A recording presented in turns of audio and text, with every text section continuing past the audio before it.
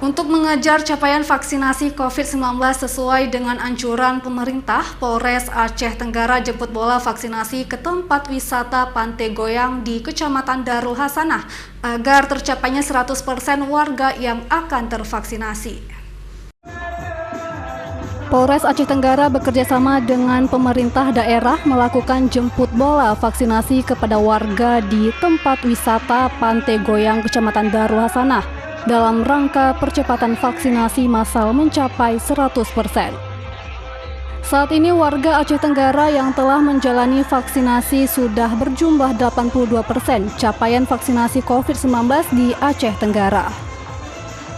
Untuk menggenjot vaksinasi bagi masyarakat, Polres Aceh Tenggara bersama pemerintah daerah, ulama dan tokoh masyarakat terus melakukan sosialisasi dengan membuka fasilitas kesehatan di tempat wisata untuk melayani vaksinasi COVID-19.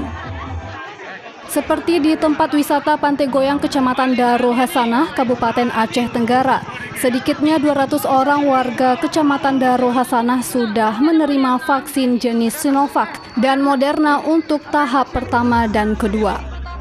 Kapolres Aceh Tenggara AKBP Bramanti Agus Suyono mengatakan dengan adanya kegiatan vaksinasi jemput bola ke tempat wisata ini dapat mempermudah warga di Kecamatan Darul Hasanah untuk menerima vaksin COVID-19.